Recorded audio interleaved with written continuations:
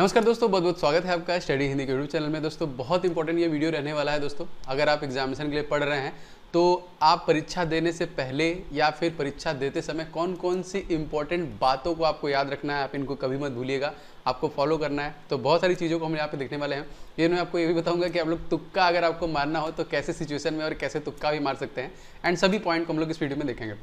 दोस्तों देखिए, एग्जामिनेशन आपका 100% होगा। बहुत सारे लोगों को के दिमाग में होगा सर ग्रुप डी परीक्षा के लिए, तो देखिए क्या है कि एक आरटीआई के द्वारा पता चला है कि आपका जो एग्जामिनेशन है वो जून तक के लिए स्थगित है। मई जून, अगर जून में पेंडेमिक सही रहा तो आपके एग्जामिनेशन मिड में स्टार्ट कर दिए जाएंगे।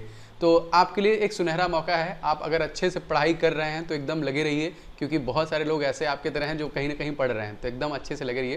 देखिए कुछ इंपॉर्टेंट पॉइंट है, लगभग 7 मैं महत्वपूर्ण पॉइंट यहाँ पे आपको बताने वाला हूँ, जो आपको एग्जामिनेशन के पहले और बाद दोनों एकदम कंठस्थ करके रखना है। ठीक है, सबसे पहले यहाँ पे पॉइंट की अगर हम बात करें दोस्तों, तो आप जिस भी एग्जामिनेशन की तैयारी कर रहे हैं, जिस भी एग्जामिनेशन के लिए पढ़ रहे हैं दोस्तों, उस एग्जामिनेशन से संबंधित जितने भी टॉपिक एग्जामिनेशन में पूछे जाते हैं, सबसे पहला काम उनको कवर करना है। देखिए मैं आपसे हमेशा कहता हूं, क्यों कहता हूं, क्योंकि अगर आप इनको कवर नहीं करोगे, और वो भी दोस्तों 100%, ये नहीं कि मैंने 50% कवर कर लिया, मैंने 40% कवर कर लिया, अब बस मेरा काम हो गया, नहीं। आपको 100%, अगर आप मैथ स्टार्ट कर रहे हैं, अगर आप मैथ खोल रहे हैं, तो मैथ का कोई भी चैप्टर छूटना नहीं चाहिए। आप सबको कम से कम उनके ट्रिक सॉल्यूशन को देख लीजिए, बाकी बताऊंगा कि आप उसे कैसे कर सकते हैं। दूसरा दोस्तों, रीजनिंग का टॉपिक। रीजनिंग टॉपिक वैसे भी इजी होता है आपकी ग्रुप डी परीक्षाओं के लिए या फिर अदर एग्जामिनेशन के लिए, तो आप रीजनिंग के टॉपिक को भी प्रिपेयर कीजिए, उनके भी जितने भी टॉपिक है देख लीजिए। बहुत लोग नॉन वर्बल को हल्के में लेते हैं, लेकिन नॉन वर्बल में गलत होता है। बाकी आपके जीके के, साइंस के जो पोर्शन है दोस्तों, उनको आप आराम से टैकल कीजिए, लीजिए, पढ़ते रहिए और सारे टॉपिक को कवर कीजिए। सबसे पहला काम आपका यही होना चाहिए, क्योंकि आप किसी भी अगर लड़ाई के लिए जा भी रहे हैं तो उस लड़ाई के बारे में जानकारी होनी चाहिए, नहीं तो आप धराशायी हो जाएंगे, तुरंत आपको मार के गिरा दिया जाएगा। दूसरा सबसे इंपॉर्टेंट पॉइंट दोस्तों है कि उस एग्जाम के पैटर्न को पहले समझ लें। अब इसका क्या मतलब है दोस्तों, उस एग्जाम के पैटर्न को समझने क्या मतलब है। जैसे दोस्तों परीक्षा में हम प्रीवियस ईयर अगर आप सेट लगाते हैं, तो आप उस एग्जामिनेशन के पैटर्न को अच्छे समझ सकते हैं कि क्या है। एक यहाँ पे देखिए मैं आपको चीज बताऊंगा, जैसे जो परीक्षा का मेथड होता है उसमें कुछ इस प्रकार के प्रश्नों को सेट किया जाता है। अप्रॉक्सीमेटली 40 से 60% जो प्रश्न होते हैं दोस्तों, वो इजी फॉर्मेट में होते हैं, आप आसानी से लगा सकते हैं। मोदी जी वाले पे बात पे मत जाइएगा, मेरे बात पे जाइएगा। एंड अप्रॉक्सीमेटली 30% जो क्वेश्चन होते हैं वो होते हैं मॉडरेट लेवल के, मतलब हल्का सा टफ। एंड लगभग 20% ऐसे क्वेश्चन होते हैं जो 100% प्रिपरेशन किए होते हैं, वो ये सब प्रश्नों को भी लगा लेते हैं। तो सबसे पहला काम क्या होता है दोस्तों कि आप इजी पैटर्न वाले क्वेश्चन को सॉल्व करते हैं, फिर मॉडरेट पैटर्न वाले सॉल्व करते हैं एंड हार्ड। लेकिन कुछ लोग जिद्दी होते हैं बीच में, क्योंकि वो रैंडम होता है, आपको पता नहीं रहेगा कौन सा क्वेश्चन है, तो बीच में कोई एक हार्ड लेवल का क्वेश्चन दे देगा, तो आप उसी के चक्कर में अपना समय नुकसान करते हैं। सबसे पहला काम आपको ये बिल्कुल भी नहीं करना है। आप उस क्वेश्चन को टिक मार कर लीजिए या फिर याद रख लीजिए, लेकिन उसको आप आगे लगाइए। पहले देखिए जो क्वेश्चन आप सट से कर सकते हैं, जल्दी से कर सकते हैं, उसको कर लीजिए, तो आपके पास एक मनोवैज्ञानिक प्रेशर हट जाएगा दिमाग से कि नहीं यार ये तो मैंने कर लिया, तो सुकून सा रहेगा कि चलो यार मैंने इतने क्वेश्चंस को कर लिए। फिर आप मॉडरेट लेवल के क्वेश्चन देख लीजिए, फिर लास्ट में आप कठिन प्रश्नों को देखिए। ये एग्जामिनेशन पैटर्न आपको तभी समझ में आएंगे जब आप प्रीवियस ईयर क्वेश्चंस के सेट को लगाएंगे। ठीक है, तो दूसरा ये सबसे बड़ा पॉइंट है जो आपकी परीक्षाओं के लिए उपयोगी है। दोस्तों इस वीडियो को आप लोग जरूर से लाइक कीजिएगा, अपने दोस्तों में शेयर कीजिएगा। इस चैनल पे लगातार मैं इंपॉर्टेंट इस प्रकार के वीडियोज एंड ग्रुप डी के लिए पूरी प्रिपरेशन ला रहा हूं, तो आप चैनल को सब्सक्राइब भी जरूर कर लीजिएगा। तीसरा दोस्तों सबसे इंपॉर्टेंट टॉपिक है जो लोग हल्के में लेते हैं। देखिए क्या होता है, आप अगर आप परीक्षा की तैयारी कर रहे हैं तो कभी भी अंतिम दिन पढ़ाई मत कीजिएगा। अगर आप 2 महीना 3 महीना 4 महीना नहीं पढ़े हैं तो एक दिन में आप क्या ही कर लेंगे। बहुत लोग होता है एक दिन में अरे जीके रट ले, अरे ये रूट ले, अरे वो भूल रहा है, अरे इतना कॉन्फिडेंस होना चाहिए कि लास्ट वाले दिन आपको रिलैक्स करना है, क्योंकि घबराहट में जो उस दिन आप परीक्षा के लिए पढ़ाई करते हैं, मान लीजिए बहुत लोग 2 रुपए का नोट्स लेके चले जाएंगे, अपना जो नोट्स बनाने हैं उसको लगातार रिविजन, अरे नहीं, ऐसा कुछ भी नहीं करना है। आप पहले से ही पूरा प्रिपेयर रहिए। लास्ट में क्या होता है, जब आप उस दिन जल्दीबाजी में रिवाइज करते हैं तो पास्ट वाला आपके दिमाग से इरेज हो जाता है, जो आप पहले याद किए हुए हैं उसकी कहानी खत्म हो जाती है। तो कभी भी परीक्षा के अंतिम दिन पढ़ाई मत करें, अपने बॉडी को रिलैक्स दें, अपने आप को स्वस्थ रखें, माइंड को अच्छा रखें, तो तभी आप एग्जामिनेशन में मैक्सिमम स्कोर कर सकते हैं। इस बात को बहुत अच्छे से ध्यान रखिए कि आपको नौबत ही ना पड़े अंतिम दिन पढ़ने की, आप इतना पहले से ही तैयार कर लो। चौथा यहाँ पे बहुत महत्वपूर्ण पॉइंट है, उसको हम लोग देख लेते हैं।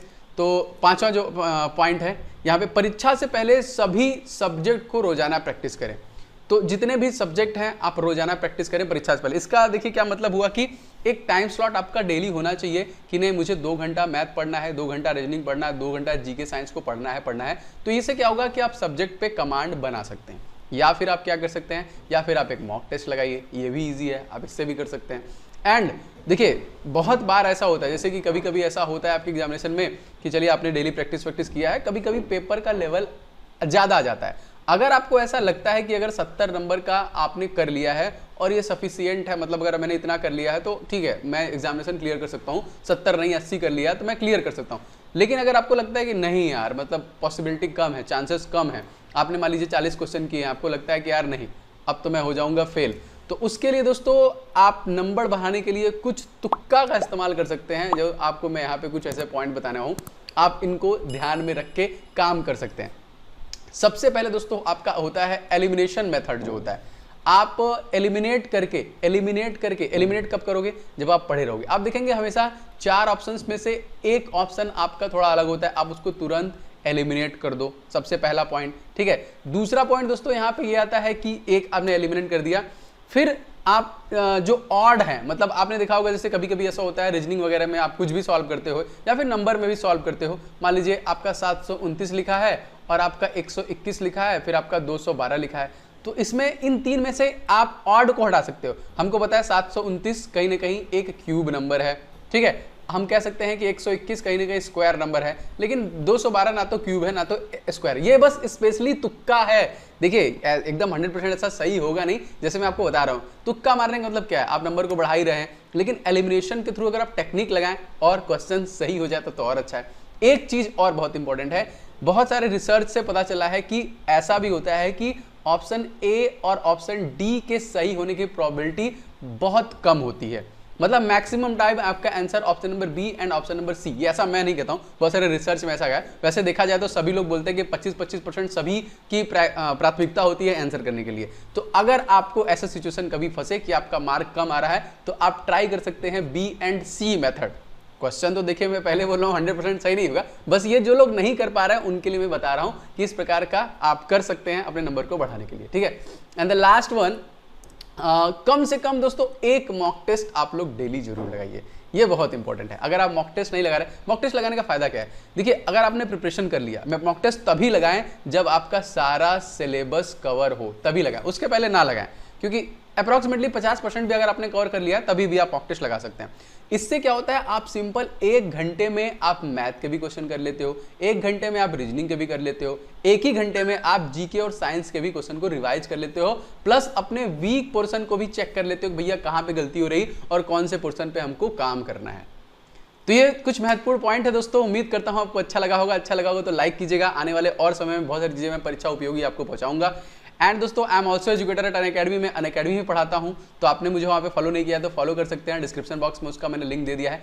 वहां पे मैंने एक बहुत ही बेहतरीन सी चीज स्टार्ट की है दोस्तों आपके लिए, स्पेशली ग्रुप डी के मैथ के जितने भी प्रीवियस ईयर क्वेश्चन है उनके 1500 क्वेश्चन का सेट मैं गौर कर रहा हूं, तकरीबन 3 पार्ट तक मैंने कवर कर दिया है। आप देख सकते हैं डिस्क्रिप्शन बॉक्स मैंने पार्ट 1, पार्ट 2, पार्ट 3 तीनों को डाल दिया है। अगर आपने नहीं देखा है तो देखिए, जितने भी तकरीबन 1500 क्वेश्चन का मैंने सेट रेडी किया है, उन सभी 1500 क्वेश्चन को मैं अनअकैडमी पे डेली पढ़ा रहा हूं आपको, 10 से 12, 12 से 15 क्वेश्चन डेली बेसिस पे मैं आपको प्रैक्टिस कर रहा हूं। जैसे आज की अगली क्लास होगी 8:30 बजे, तो वहां पे भी मैं फ्री क्लास है, ये सारे क्लासेस फ्री हैं, पेड नहीं है, मैं आपको बता रहा हूं। तो इस फ्री क्लास के साथ आप जुड़ सकते हैं। अगर आपसे कभी भी कोड मांगेगा तो आप कोड याद रखिएगा OJ10, इस कोड के साथ आप जुड़ सकते हैं।